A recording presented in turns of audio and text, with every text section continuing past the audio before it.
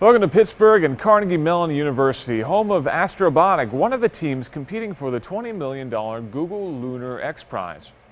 Now, the last time we saw Astrobotic, we were in the middle of the Mojave Desert, where they were testing out their landing systems in preparation for landing on the moon. Today, we're going to check out what happens next, see if they can actually broadcast high-definition video from the lunar surface all the way back here to us on Earth.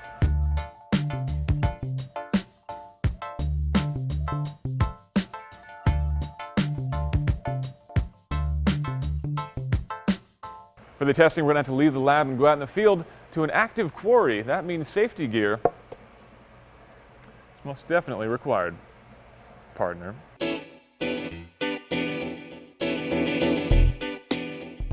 So we're at the Lafarge test site. We're testing the image system on the rover. We're looking at the quality of the images that come off the cameras, and then we're transmitting those over a link that's similar to what we'll use on the moon.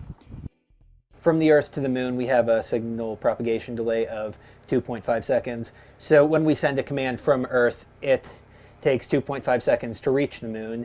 And from the moon, the image feedback that gives the result of that action would be another 2.5 seconds. So we press a button to make the robot do something, then we see it 5 seconds later. So we have to plan for that in our driving strategy. We need to prove that the resolution of the images are good enough to drive, that the compression that's required to get all that data down doesn't destroy the images, and that we can take nice high color HD images of the beautiful things that we're going to see on the moon. Yeah, so right now we're looking at the user interface for our prototype moon rover. On it we can see the images that are fed to it. Those are used to control the rover, and the higher definition images are streamed back to Earth for the viewing of the public. The two cameras give us stereo video. On the moon, the sunlight's very bright, very gray, it's very flat, and so it's hard to tell distances. We use the stereo cameras to be able to tell distance to things like rocks and craters so we don't get stuck. One of the key requirements of the Google Lunar XPrize is to prove that we traveled 500 meters on the moon, and this screen actually updates our distance estimate in real time so we know how far we've traveled, and we're also able to see the exact number of rotations for each wheel, because that along with computer vision techniques are the two key data points for our distance verification. The rover has a suspension that allows it to drive at low speeds very capably. It's a single pivot suspension, one pivot up front, and then all of the rest of the suspension is fixed.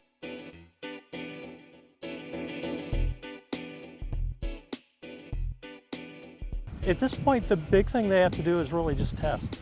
Hey, my name's Jake Kurtz, one of the judges, and they're scheduled within the next couple of weeks to really start going through the, like I say, the thermal, the vacuum, the shock and vibe testing. And really the shock and vibe, the critical part is to survive the launch. I don't think they're going to have a lot of risk there. I think they got a very strong approach. So this lander looks very different from the one that we tested in Mojave, but the engines are the same. The propulsion fuel system is very similar. The computing and landing systems are identical. So what we need to do now is integrate all of those components, fly a system that's got the similar architecture, and then we'll launch it into space and land on the moon.